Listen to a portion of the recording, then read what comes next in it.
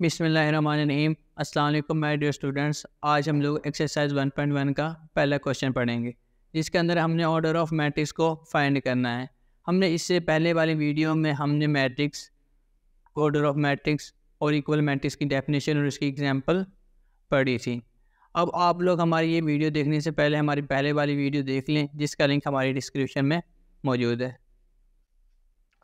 यहाँ पर आज हमारा जो पहला क्वेश्चन है वो है find the order of matrix. ये हमारे पास यहाँ पर ये मैट्रिक्स दिया हुआ है जिसके इंटीजर हैं 2, 3, -5, 6 है। अब हम इसे सोल्व करते हैं।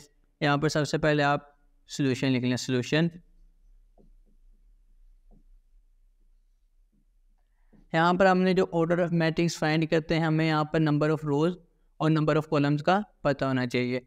जो मैट्रिक्स के अंदर जो हॉरिजेंटल होती हैं वो होती हैं नंबर ऑफ रोज होती है। यहाँ पर देखो एक ये और सेकंड वाली ये। यहाँ पर जो नंबर ऑफ रोज होंगी, नंबर ऑफ रोज ये होंगी 2 होंगी।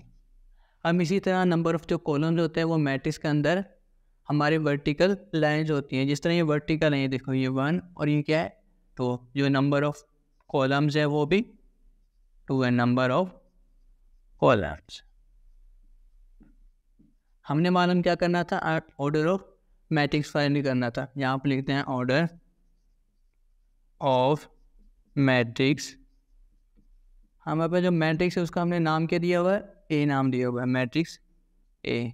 यहाँ पर जो होता है number of rose, number of रोज कितनी है 2 by number of columns. Number of columns कितनी है यहाँ पर 2 है। एक तो इसको लिखने का ये मेथड है कि आप कंप्लीट लिख दें ऑर्डर ऑफ मैट्रिक्स ए, या फिर आप यहाँ पर लिख दें ऑर्डर और यहाँ पर ये ब्रैकेट डाल के ए लिख दें। इसका मतलब ये एक ऑर्डर ऑफ मैट्रिक्स, ये भी क्या होगा 2/2।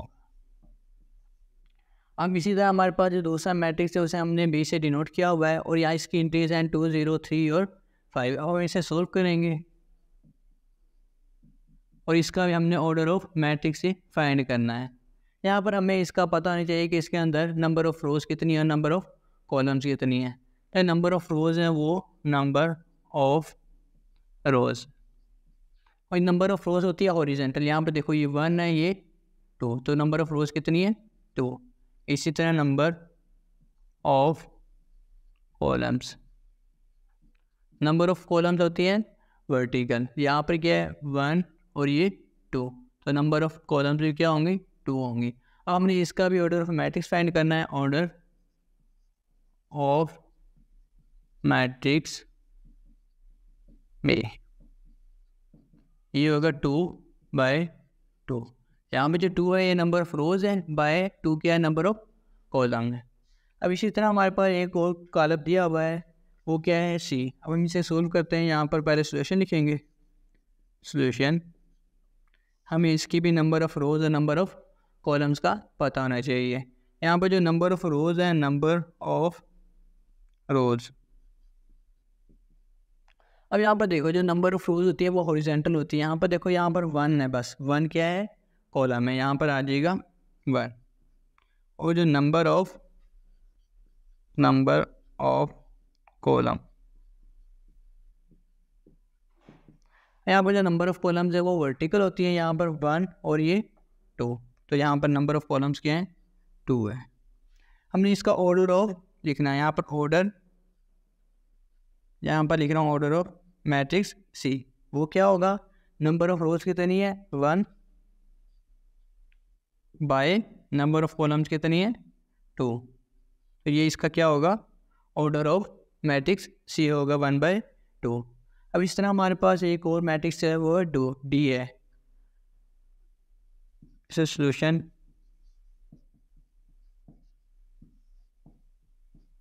यहाँ पर तो नंबर ऑफ रोज लिखेंगे। Number of rose, number of रोज को हम हॉरिजेंटली जाहिर करते हैं। यहाँ पर देखो ये 1, 2 और ये 3 होगी। नंबर ऑफ रोज कितनी है 3, और इसके बाद हम number of columns, number of columns कितनी है यहाँ पर 1 नहीं है, ये 1 है जो वर्टिकल है। हमने यहाँ पर करना है ऑर्डर ऑफ मैट्रिक्स डी। इससे लिखने के 2 मेथड हैं, आप जो मर्जी इस्तेमाल कर सकते हैं। यहाँ पर ऑर्डर ऑफ मैट्रिक्स डी है। यहाँ पर सबसे पहले हम नंबर ऑफ रोज को लिखते हैं 3, उसके बाद बाय, और यहाँ पर नंबर ऑफ कॉलम्स ये क्या है 1 है। अब इसी तरह हमारे पास एक और मैट्रिक्स है जिसे हमने ई से डिनोट किया हुआ है। यहाँ पर पहले हम सोल्यूशन लिखेंगे, सोल्यूशन, इसकी भी हमें नंबर ऑफ रोज और नंबर ऑफ कॉलम्स का पता होना चाहिए। यहाँ पर होगा number of rose, number of rose horizontal होती है, यहाँ पर 1 2 3, तो नंबर ऑफ रोज कितनी होंगी 3 होंगी। यहाँ पर number of columns, number of columns कितनी होंगी 1 और 2, तो इसका ऑर्डर ऑफ मैट्रिक्स ए, इसे हम किस तरह जाहिर करते हैं कि नंबर ऑफ रोज कितनी है 3 बाय नंबर ऑफ कॉलम्स कितनी है 2। अब इसी तरह हमारे पास एक और मैट्रिक्स है, वो है एफ। यहाँ पर इसे सॉल्यूशन सोल्व करते हैं। इसे यहाँ पर हम सबसे पहले मालूम करेंगे नंबर ऑफ रोज। अब यहाँ पर देखो, यहाँ पर जो नंबर ऑफ रोज है वो क्या होती है हॉरिजॉन्टल होती है। यहाँ पर तो 1 ही इंक्रीज है तो 1 ही रो होगी। अब यहाँ पर नंबर ऑफ कॉलम, यहाँ पर देखो नंबर ऑफ कॉलम कितना है 1 ही है, तो इसका ऑर्डर ऑफ मैट्रिक्स एफ क्या होगा, नंबर ऑफ रोज क्या है 1 बाय नंबर ऑफ कॉलम कितना है 1। अब इसी तरह हमारे पास यहाँ पर एक और मैट्रिक्स दिया हुआ है, वो है जी।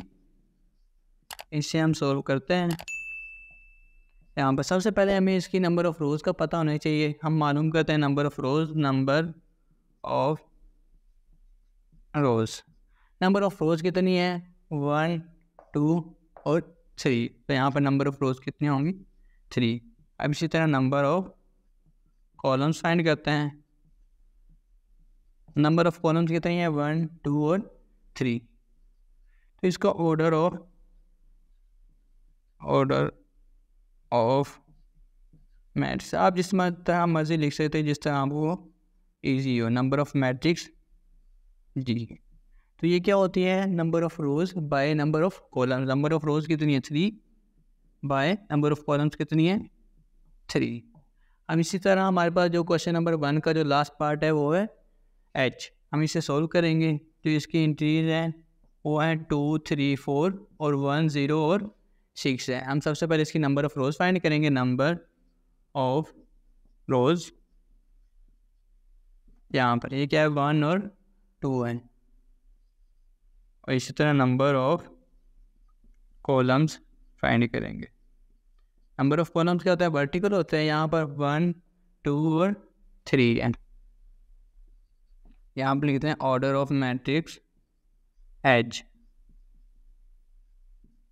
यानी क्या होगी नंबर ऑफ रोज कितनी है 2 बाय नंबर ऑफ कॉलम्स कितनी है 3। क्वेश्चन नंबर 1 के बाद हम क्वेश्चन नंबर 2 स्टार्ट करते हैं। इसमें क्वेश्चन नंबर 2 के अंदर which of the following matrices are equal, हमने यहाँ पर जो इक्वल मैट्रिसेस हैं वो बताने हैं। हमने जो पहले लेक्चर में इक्वल मैट्रिक्स की डेफिनेशन पढ़ी थी उसमें हमें 2 कंडीशंस दी हुई थी। दोनों कंडीशंस ये थी कि एक तो इनका ऑर्डर सेम होना चाहिए, दोनों जो मैट्रिक्स हैं उनका ऑर्डर सेम होगा, और उनकी जो कोरोस्पोंडिंग एंट्रीज हैं वो आपस में इक्वल होंगी। अब यहाँ पर हमें जो 2 मैट्रिक्स दिए हुए हैं ए और सी, अब यहाँ पर हम इनका सबसे पहले ऑर्डर देते हैं। ऑर्डर क्या है इसका 1 बाय 1 है, क्योंकि इसके अंदर 1 ही रोज है और 1 ही कॉलम है। और ये जो दूसरा मैट्रिक्स है ये है सी, इसके अंदर 5 - 2 करते हैं तो क्या बनता है 3 बनता है। तो इसका क्या होगा जो ऑर्डर ये 2 होगी वो भी 1 होगी और इसका कॉलम भी 1 होगा, इसका जो ऑर्डर होगा वो भी 1 बाय 1 होगा, और जो इसकी कोरस्पोंडिंग एंट्रीज है ये 3 है, ये 5 - 2 क्या होगा 3 होगा। तो हम यहाँ पर लिख देंगे solution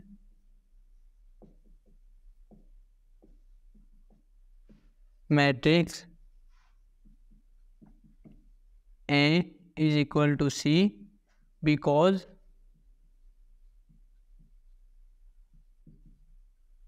the order of both matrices are equal क्योंकि इनका जो ऑर्डर है वो आपस में इक्वल है और जो इनके कोरस्पॉन्डिंग एंट्रीज है ये भी आपस में इक्वल है। And corresponding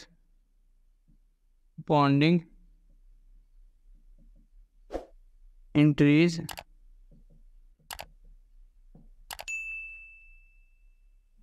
are same.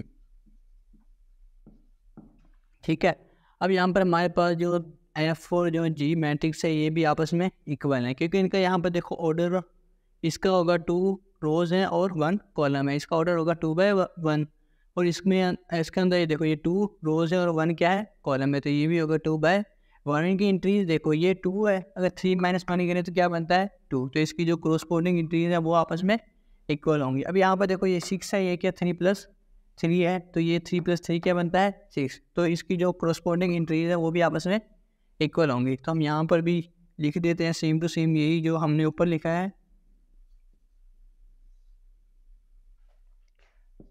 Matrix F is equal to matrix G because order of both matrices are equal and their, और एक जो इनकी कोरस्पॉन्डिंग इंट्रीज है वो भी क्या है आपस में इक्वल है, ये 2 है तो ये भी 2 है, ये 6 है तो ये भी 6 है, एंड देयर कोरस्पॉन्डिंग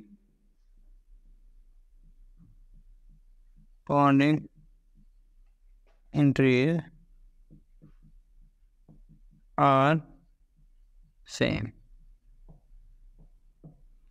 अब यहाँ पर देखो, यहाँ पर ये 3 मैट्रिसेस है ये आपस में इक्वल है। यहाँ पर देखो 4062 है, 4062 और यहाँ पर 2 + 2 क्या बनता है 4, 2 - 2 0, 2 + 4 6 और 2 + 0 2, और इनका जो ऑर्डर है ये भी सेम है। यहाँ पर जिसका ऑर्डर होगा 2 रोज है और 2 कॉलम से ये होगा 2/2, यहाँ पर भी 2 रोज है और 2 कॉलम से ये भी 2/2, यहाँ पर भी 2 रोज हैं और 2 ही कॉलम्स हैं, ये भी क्या होगा 2/2।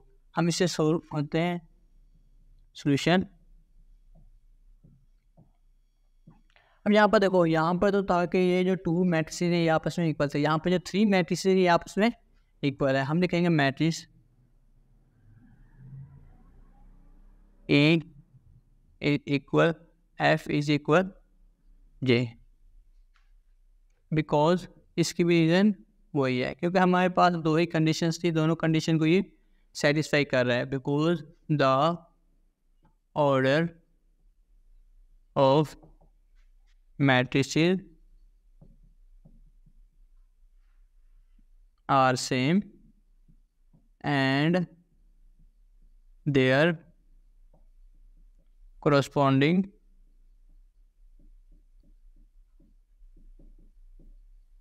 entries are same।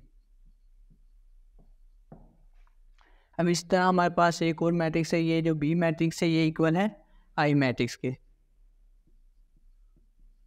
अब यहाँ पर देखो जो इसका ऑर्डर है, ऑर्डर ऑफ मैट्रिक्स बी, यहाँ पर क्या है 2 रोज है, यहाँ पर 1 रोज है और 2 कॉलम्स है, तो इसका जो ऑर्डर होगा ये क्या होगा 1/2। इसी तरह यहाँ पर देखो, यहाँ पर जो 1 रोज है और 2 कॉलम्स है, इसका ऑर्डर भी 1/2। अब यहाँ पर देखो जो कोरस्पॉन्डिंग इंट्रीज होती है ना ये इस तरह होती है, ठीक है, जिसकी ये वाली और ये क्या है आपस में कोरस्पॉन्डिंग इंट्रीज है। यहाँ पर देखो ये 3 है, ये भी 3 है, ये 5 है, 3 + 2 क्या होता है 5, तो इसकी जो कोरस्पॉन्डिंग इंट्रीज है वो भी आपस में इक्वल होंगी। हम यहाँ पे लिखते हैं matrix B equal to I because the order of 2 matrices are equal and their corresponding entries are same। यहाँ पर अब ये जो हमारा जो क्वेश्चन नंबर 2 है ये कंप्लीट हो गया है। इसके बाद हम क्वेश्चन नंबर 3 को स्टार्ट करते हैं। इस एक्सरसाइज का क्वेश्चन नंबर 3 स्टार्ट करते हैं और ये क्वेश्चन इस एक्सरसाइज का सबसे इंपॉर्टेंट क्वेश्चन है और ये अक्सर लॉन्ग क्वेश्चन में आता है। यहाँ पर ये क्वेश्चन है find the value of a b c and d which satisfy the matrix equation. यहाँ पर हमें दो मैट्रिक्स दिए हुए हैं। यहाँ पर ए प्लस सी, इसकी फर्स्ट इंक्रीज है A plus 2b C minus 1 4d minus 6 और ये 0 माइनस 7 3 और 2d। यहाँ पर ये इक्वल का साइन है, इसका मतलब है कि जो दोनों मैट्रिक्स है ये आपस में इक्वल है।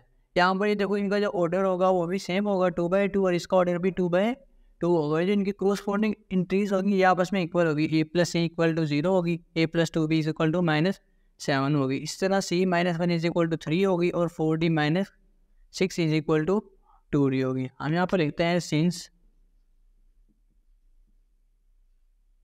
The order of matrix are equal लिख लें या सेम लिख लें, ठीक है। The order of matrix are same and their corresponding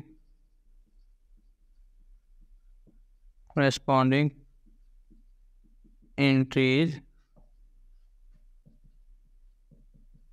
are same, ठीक है। अब यहाँ पर देखो ये क्या इक्वल मैट्रिक्स की डेफिनेशन है। यहाँ पर ये दोनों क्या है, इक्वल मैट्रिक्स है। The order of matrix are same and their corresponding entries are same.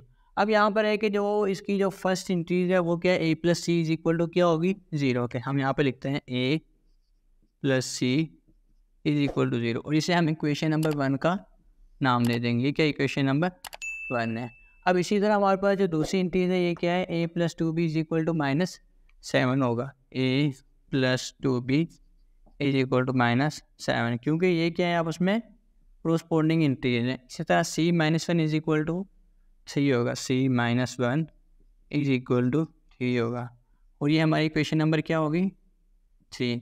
अब इस तरह ये क्या 4d minus 6 is equal to 2d होगा, 4d minus 6 is equal to 2d और हम इसे इक्वेशन नंबर 4 का नाम देते हैं।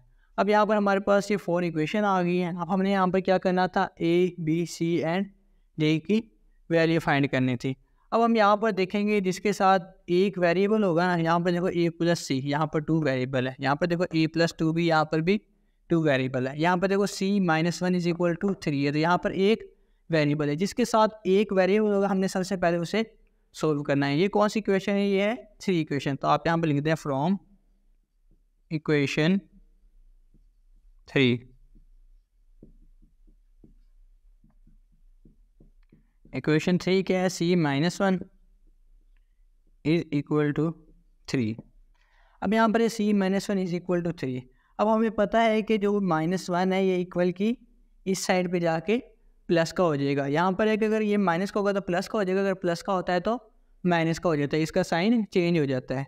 यहाँ पर c है, ये क्या होगा 3 + 1 और 3 + 1 कितना होता है 4 होता है। यहाँ पर c होगा, c इज इक्वल टू 4। अब यहाँ पर देखो हमारे पास जो c की वैल्यू आ गई है। अब हमारे पास ये जो इक्वेशन नंबर 4 है ये 4d minus 6 is equal to 2d। अब यहाँ पर देखो ये भी d है ये भी d है, तो हमारे पास वेरिएबल तो क्या है एक है। अब हम इसे सोल्व करते हैं। यहाँ पर लिखते हैं फ्रॉम इक्वेशन और फ्रॉम इक्वेशन 4। ये इक्वेशन क्या है 4d माइनस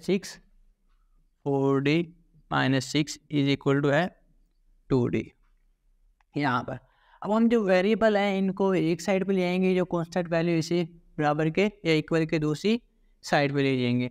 यहाँ पर आएगा 4d। अब ये देखो ये प्लस का 2d है, जब ये इक्वल की इस साइड पे आएगा ये क्या हो जाएगा माइनस का हो जाएगा। यहाँ पर होगा माइनस का 2d, ये आ जाएगा इक्वल। अब ये माइनस का 6 है, इक्वल की दूसरी साइड पे जाके प्लस का हो जाएगा, ये आ जाएगा प्लस का 6। अब यहाँ पर देखो यहाँ पर है 4d माइनस का 2d। अब 4d में से माइनस 2d करेंगे तो क्या आएगा 2d पॉजिटिव का आएगा यहाँ पर, क्योंकि यहाँ पर जो बड़ी वैल्यू है वो प्लस की है। यहाँ पर 2d और ये इक्वल आएगा 6 के। अब हमें तो वैल्यू चाहिए d की, अकेले d की वैल्यू चाहिए। अब d के साथ क्या है 2 हो रहा है, इस d के साथ मल्टीप्लाई। जब d 2 के साथ मल्टीप्लाई हो रहा है तो यहाँ पर जो 2 होगा इसे हम इक्वल की दूसरी साइड पे जाके डिवाइड कर देंगे। यहाँ पर डी ये इधर मल्टीप्लाई हो रहा है 2, तो इक्वल के दूसरी साइड में जाके डिवाइड हो जाएगा। ये क्या होगा 2 1 = 2, 2 3 = 6। अब यहाँ पर होगा डी इज इक्वल टू 3, तो हमारे पास डी की भी वैल्यू आ गई है। ये हम कट उस टाइम करते हैं जब ये दोनों जो वैल्यूज़ होंगी वो एक टेबल में आएंगी। यहाँ पर देखो ये 2 भी एक टेबल में आ रहा है, 2 1 = 2 और 2 3 = 6, तो यहाँ पर जो इसका फिर क्या बच गया है 3, तो हमारे पास डी का आंसर क्या आ गया है 3। अब हमने वैल्यू फाइंड करनी है, सी की में हमारे पास आ गई है, डी की में हमारे पास वैल्यू आ गई है। हमारे पास जो इक्वेशन 1 है और इक्वेशन नंबर 2 है। अब यहाँ पर देखो यहाँ पर 2 वेरिएबल है, ये a + c = 0। अब हमारे पास c की वैल्यू तो हमने मालूम कर ली, ये क्या है 4। अब हम ये c की वैल्यू इक्वेशन नंबर 1 के अंदर पुट करेंगे। हम यहाँ पर लिखेंगे put c = 4 in equation 1। Equation 1 क्या है, a + c = 0, a + c = 0 और c की वैल्यू क्या है 4 है, तो यहाँ पर c की जगह पे क्या आ जाएगा 4, a + 4 = 0। अब हमने मालूम करनी है a की वैल्यू। अब ये प्लस का 4 है, इक्वल की दूसरी साइड पे जाके माइनस का 4 हो जाएगा। यहाँ पर होगा a = -4। अब हमारे पास यहाँ पर a की भी वैल्यू हमने फाइंड कर लिया। अब हमारे पास जो वैल्यू रह गई है वो रह गई है b की वैल्यू। अब यहाँ पर जो b किसी इक्वेशन का नंबर है, इक्वेशन नंबर 2 के अंदर हम यहाँ पर लिखेंगे कि अगर यहाँ पर a की वैल्यू हम पुट कर देते हैं तो हमारे पास b की वैल्यू आ जाएगी। तो हम यहाँ पर लिखेंगे पुट a = -4 इन इक्वेशन 2 के अंदर।